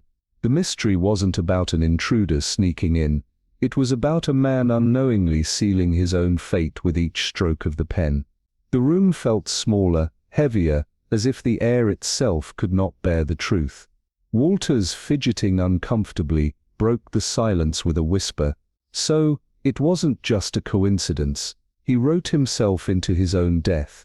Miss Marple didn't answer, but the slight nod of her head was all the confirmation needed. The irony was almost poetic, a fitting end for a writer who had dabbled in the dark corners of fiction. But the tragedy was undeniable. A life ended not by an enemy, but by his own hand, unwitting, unaware, but still responsible. "We need to confirm whether the ink was tainted," Miss Marple said, her voice calm yet filled with the urgency of what they now faced. "And we must find out who had access to that pen. That's where our next lead lies." She stood up, her gaze still fixed on the script, the weight of the discovery pressing on her mind. She turned to Craik, already gathering his things, preparing for the next phase. "Let's go back to the study," she instructed, her voice resolute. "We need to confirm if the pen was indeed laced with poison. I believe the answer is hidden in plain sight." Craik nodded, not a second of hesitation. Walters remained silent, his thoughts spinning in the direction of the ink, the pen, and the locked room. This was no longer just about the murderer, it was about unraveling the mystery of how the crime had been executed. The locked room wasn't the trap, the pen was, and Miss Marple was determined to discover who had set that trap. As they made their way back to Beaumont's study, the tension between them grew, an invisible thread pulling them toward the truth. Every step seemed to take them closer to an answer, but Miss Marple knew that the last step was the most crucial one, proving that the poison had been in the ink. It would connect the murder directly to the pen, and then they would know who had the motive and the opportunity. The cool afternoon air bit at their skin as they left the manor, and the streets of St. Mary's seemed unnaturally still, the fog creeping into every corner of the village. Craik, still deep in thought, walked beside Miss Marple, who seemed at ease, almost detached, as her eyes scanned the empty streets. Finally, Craik broke the silence, his voice low. "So, you really think Caroline's our killer?" Miss Marple stopped walking, her gaze fixed ahead as she considered the question. She wasn't eager to jump to conclusions, but the pieces were coming together. She certainly had the means. Miss Marple replied softly but firmly. She had access to the desk, the private moments with Beaumont in the study. She knew the layout of the room better than anyone. Craig nodded, but doubt lingered in his eyes. But she's always so nervous, so defensive, it doesn't fit. We're missing something. Miss Marple smiled, a small but knowing expression. That's because we haven't seen the full picture yet. Caroline Price had far more than just access to the study. She had a motive, a strong one. Beaumont was planning to replace her, dismiss her from his service. That would have meant the end of everything for her, her position, her livelihood. If that's not a motive for murder, I don't know what is. Craig stopped dead in his tracks, his eyes wide with realization. She would have seen her whole world crashing down. That kind of desperation, it's more than enough to push someone to kill. Miss Marple nodded, her voice calm as she pieced it all together. And it's not just that. Caroline was involved with revising Shadows of Blood, wasn't she? She had access to Beaumont's final work, and if anyone knew about the poison in that play, it would have been her. Craig's jaw tightened, but the doubt still lingered. But how did she manage to poison him? The locked room, the ink, the pen, it doesn't fit with her character.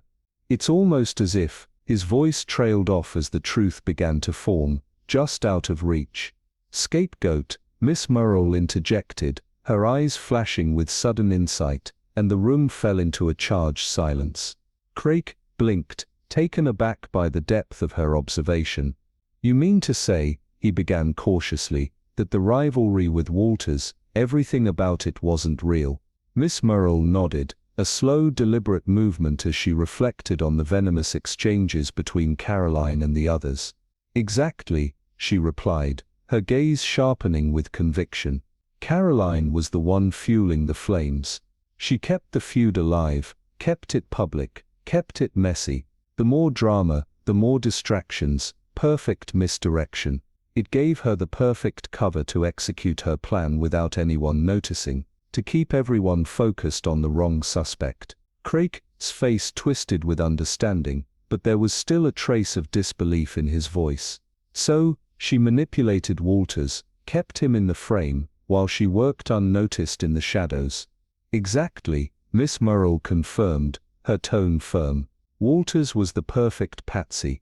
His public rage made him the ideal candidate for blame, and while the spotlight was on him, Caroline was hidden in plain sight, revising Shadows of Blood, and possibly revising Beaumont's fate as well. Craig exhaled sharply, his mind racing to process this new twist. But we still don't have the proof, Miss Marple. We need more than just motive and opportunity. We're missing something crucial. Miss Marple's eyes lingered on the distant manor, a quiet resolve settling over her features. There's one more piece to this puzzle, she said, her voice calm but unwavering. Something that will tie it all together. I have a plan, but it involves bringing everyone together in one room tomorrow. Craig's brow furrowed, suspicion creeping into his voice. You mean to confront them all? Miss Marple offered him a knowing smile. Exactly. Tomorrow, in the manor's drawing room, I'll lay it all out. We'll see who has the courage to face the truth. As they walked toward Miss Marple's cottage, the village seemed to grow quieter, the air colder.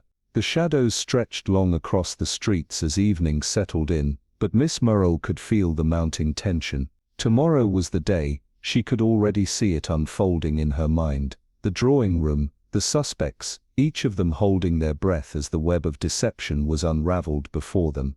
When they arrived at the cottage, Miss Marple turned the key, and paused, looking back at Craig. Tomorrow, she said softly, we'll have our answers. Craig nodded, though his expression was tight with the weight of everything they had uncovered. I hope we have the right one, Miss Marple. I'm sure we will, she replied quietly, closing the door behind them. But even as the pieces began to fall into place, she knew the hardest part was still to come, the confrontation. The truth was close, but it would take all her skill to bring it into the light. The next day, as they gathered in the manor's drawing room, the air felt thick with expectation. The light was soft but steady, spilling over the elegant furniture and casting long shadows on the walls. The room was heavy with an oppressive grandeur, as if it were waiting for something to shift, for something to break. Miss Marple stood by the fireplace, her hands folded neatly before her, calm and composed as always, her sharp eyes taking in the gathered suspects. Caroline, Sir Harold, Arabella, and Anthony Walters. They sat stiffly, exchanging tense glances, sizing each other up in silence. Craig stood to the side, his arms crossed, the tension evident in his posture. The atmosphere was a powder keg, waiting for the slightest spark. Everyone in the room had a reason to be nervous. They all suspected that their name might be next on Miss Marple's lips. But Miss Marple wasn't in a hurry. She had waited too long for the pieces to align perfectly. Now was the time to show them how those pieces fit together. "Thank you all for coming," Miss Marple said, her voice soft but carrying, breaking the silence. "I trust you'll find this brief. I have no intention of keeping you in suspense any longer." Craig shifted uncomfortably, his gaze fixed on the suspects. He was ready, but beneath the surface a quiet unease gnawed at him. This was the moment of truth. Everything hinged on what would happen next. Miss Marple glanced over her shoulder at the group, knowing each one's secrets, their motives and their lies, but only one was guilty, and she knew exactly who it was. "I'll begin with the facts," she said, turning to face the room fully. The room was locked.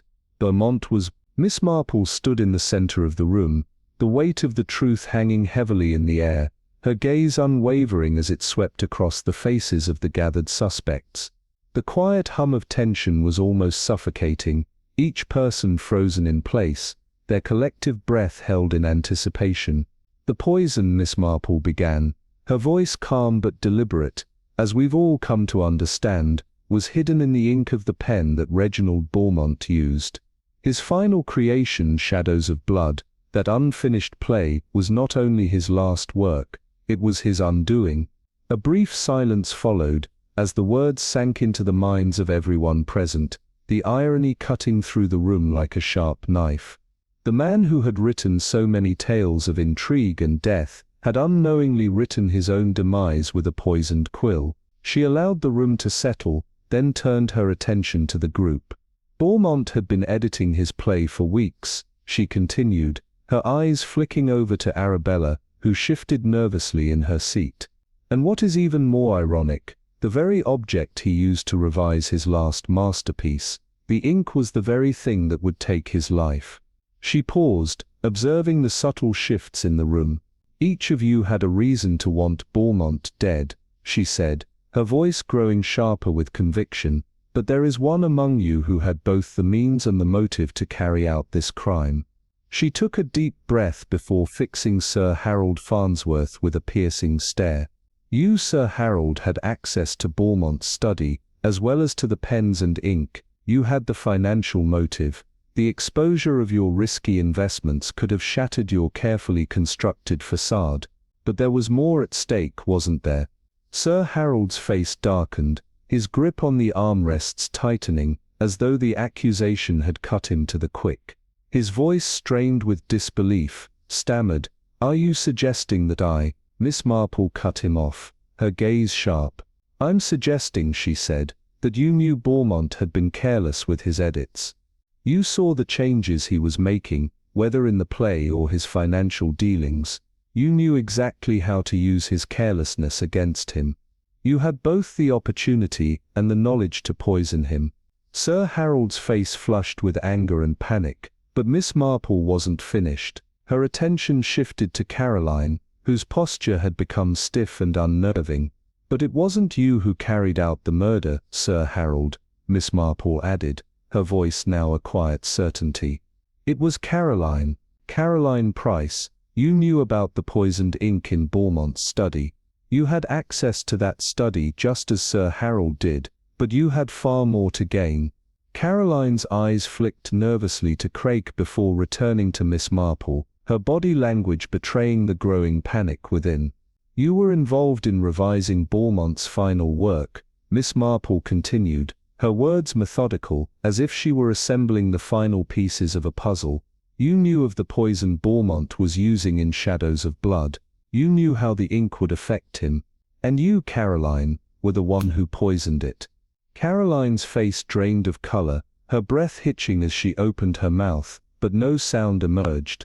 The silence that followed felt like an eternity. Miss Marple's eyes never left Caroline, the quiet weight of her gaze pressing down on her like a physical force. You didn't need anyone else to do it for you, Miss Marple pressed, her voice gentle but unyielding. You poisoned the ink yourself, and when Beaumont used that pen, it was the last mistake he ever made. The room was deathly still now, the tension unbearable, as Caroline's expression shifted from disbelief to one of cold, hollow recognition. Miss Marple's eyes softened, but her words cut deep. Why, Caroline? Why kill him? For a long moment, Caroline didn't speak, her face a mask of both guilt and defiance. Finally she whispered, "He was going to ruin me. He was going to throw me away. I had nothing left." Her words hung in the air, heavy with the weight of desperation. Miss Marple nodded slowly, her voice now a quiet reflection of understanding. "I understand, Caroline, but in your desperation, you took a life, and now you must face the consequences." Craig stepped forward, his expression grim. He moved toward Caroline, his hand reaching for the cuffs as he said, "You're under arrest for the murder of Reginald Beaumont." As he led her from the room, the others remained motionless, their faces a mixture of disbelief and sorrow. Arabella's face was pale, her eyes wide with shock, while Sir Harold looked as though the foundation of his world had just crumbled beneath him. The room felt smaller now, the walls closing in on those who had just learned the truth. As the silence in the room deepened, the weight of truth hung heavily, almost suffocating. Miss Marple, calm and unyielding, observed each face closely, her gaze sharpening on Caroline Price, whose tension was now a palpable force in the air. The investigation had reached its inevitable conclusion, and yet as Caroline sat there, her eyes darting from person to person, attempting to avoid Miss Marple's unrelenting stare, the room held its breath, waiting. Caroline's composure was cracking, her lips tight, the faintest tremor in her hands betraying her. Miss Marple, ever so patient, allowed the silence to grow, the stillness pressing in around them like an invisible hand. "Miss Price," she began, her voice slicing through the oppressive quiet, "you've been evasive throughout this entire investigation, but now you must face the truth." Caroline's breath caught in her throat, and she opened her mouth, only to be met with the steely calm of Miss Marple. "You've been the architect of this entire tragedy, Miss Price," she continued, her eyes never leaving the young woman. "You spun the web, fed rumors about Walters, fueled the rivalry, and ensured no one ever suspected your role in this." Caroline's face paled, her hands trembling as she clenched them in her lap. The truth was undeniable now, and there was no escaping it. "You knew exactly how to manipulate the situation," Miss Marple went on, taking a measured step forward. "You knew of Beaumont's habits, his nightly revisions in solitude, and you saw an opportunity in his need for isolation. You poisoned the ink in his pen, a subtle deadly plan. Each stroke of the quill, each word written in that study, sealed his fate." The room held its breath as Caroline's composure shattered completely. Her face flushed with guilt, her trembling hands betraying her every thought. "It wasn't supposed to go this far," she whispered, her voice shaking. "I didn't want to kill him. I thought I could scare him, make him doubt himself, his writing. I never meant for him to die." Her eyes welled up with tears, but they didn't spill over. The truth was far too heavy to bear. "He was going to fire me, Miss Marple. He was going to take everything from me, everything I had left. I couldn't let that happen." The weight of her confession seemed to hang in the air, suffocating the room, as if the walls themselves were closing in. Miss Marple's gaze softened for a moment, the gravity of the situation sinking in, before she spoke again. "And in your desperation you took a life, Miss Price. And now, You must face the consequences of that choice. As Caroline's sobs racked her body, the realization of her fate became undeniable. The truth had been uncovered, and justice would follow, no matter how deep the guilt ran. Miss Marple's unshakable presence lingered, the silence in the room thick with the aftermath of the revelation. The puzzle was solved, but the true cost of Caroline's actions was just beginning to settle in. Caroline's sobs echoed through the room, her body trembling uncontrollably as the weight of her actions pressed down on her like an iron vise. Miss Marple stood motionless, her sharp eyes watching Caroline with an unwavering focus, understanding the tangled web of fear and desperation that had led her to this point. "You thought you could protect your place in his world." Miss Marple's voice broke through the chaos, calm and steady, "but the truth, Caroline, is that in trying to save yourself you sealed your own fate." The air felt heavier with each passing second, the realization settling over Caroline that there was no escape, no justification left for what she had done. She had killed for the fear of losing everything, and now she had lost it all. Caroline collapsed into the chair, her hands clutching at its arms as though trying to anchor herself to something stable in a world that had crumbled beneath her. Her face was streaked with tears, eyes unfocused, lost in the magnitude of the truth that Miss Marple had uncovered. Crack, his expression grim, moved toward her, his footsteps purposeful and slow. There was no need for further words. "Miss Caroline Price," he said firmly, "you are under arrest for the murder of Reginald Bont." The room seemed to hold its breath as he placed the handcuffs around her wrists, a chilling finality in the air. She didn't resist, she didn't even look up, her gaze lost somewhere in the depth of her own guilt and fear. Crack led her out, the sound of his boots on the floor a stark contrast to the stillness that remained. As Caroline disappeared from view, Miss Marple stood by the fireplace, her thoughts lingering on the dark, twisted path that had led to Bont's death. The other suspects sat in silence, each dealing with their own demons. Arabella, her hands still tightly folded in her lap, stared at the floor, her mind racing with the consequences of what had just transpired. Sir Harold, the bravado he had once held slipping away, sat pale and unmoving, his eyes empty, as if drained of all purpose.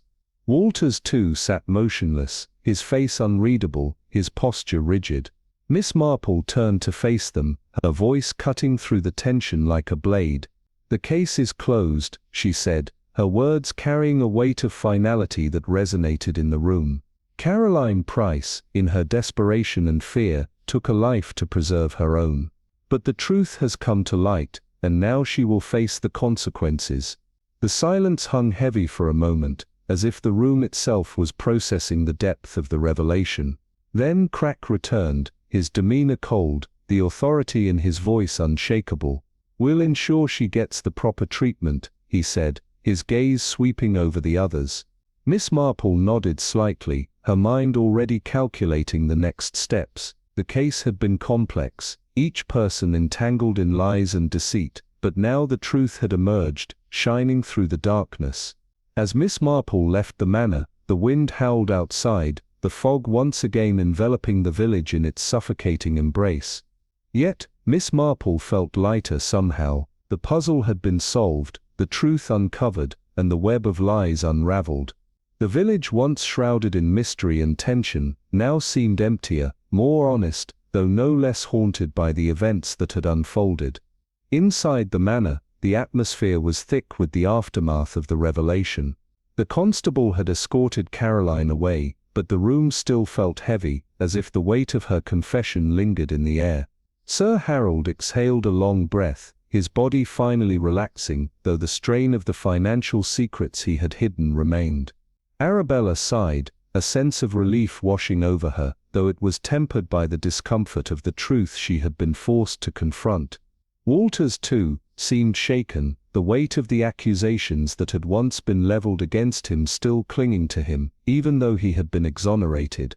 As Miss Marple looked around the room, her gaze meeting each of their eyes, she could see the residual effects of the ordeal. They were all left in the wake of the truth, each of them carrying the marks of fear, guilt, and the tension of what had come before. Yet, there was a quiet satisfaction in Miss Marple's heart as she saw justice served. It's over, she thought, but the memory of it all would linger, like the fog outside, shrouding the village in the long shadow of what had happened. Miss Marple's gaze lingered on the table where the incomplete script of Reginald Beaumont rested like a forgotten puzzle. The papers, so simple in appearance, were laden with the weight of a life lost, the last breath of an artist whose final creation had inadvertently intertwined with his fate.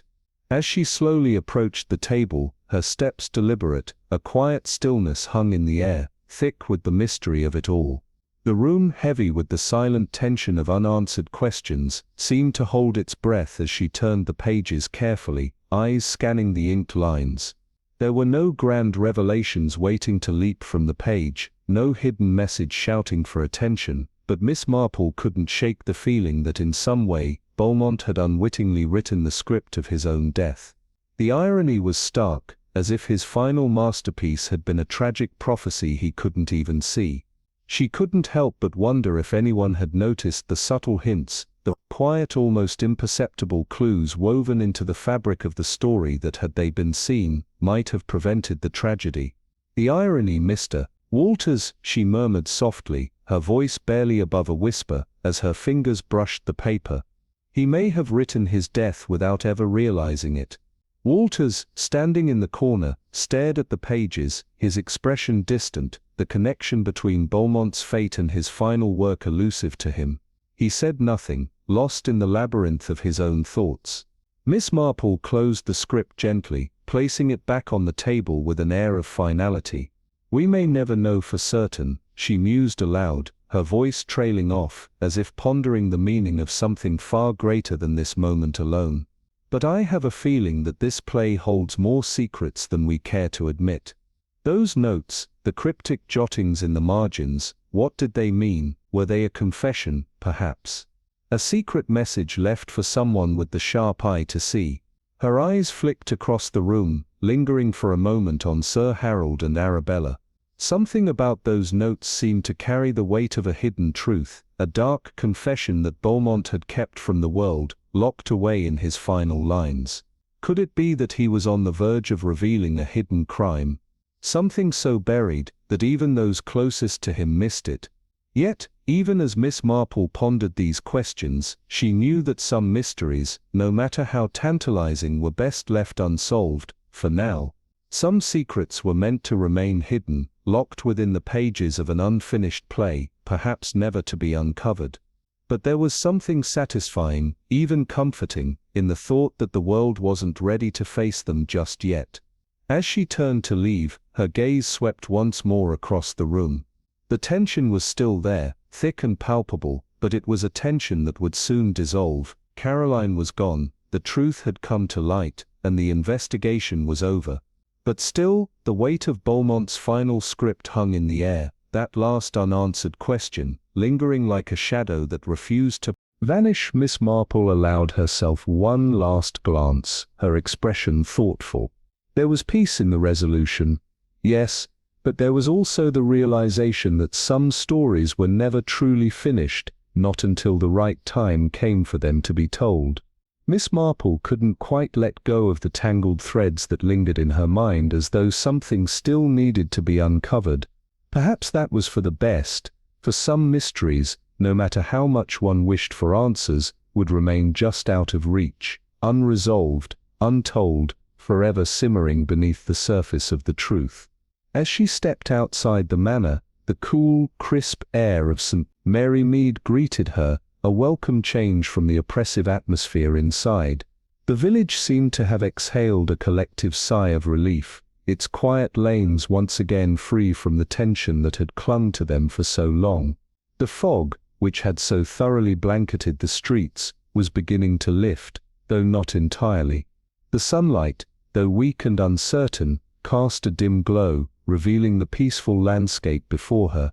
It felt as if time had stood still for the villagers, while the events within the manor had unfolded like a dark, tragic play, one that had now drawn to its final act. The cottages, the narrow winding lanes, the vibrant flowers that lined the streets, All appeared undisturbed, untouched by the storm that had raged inside the walls of the manor.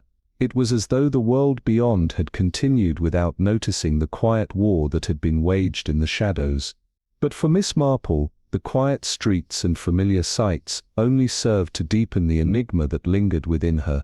She walked with a steady pace, but her thoughts were heavy with unanswered questions. Beside her, Kreshik moved in silence, his gaze sharp as he scanned the empty streets. His hands were buried deep in his coat pockets, and the absence of words between them spoke volumes.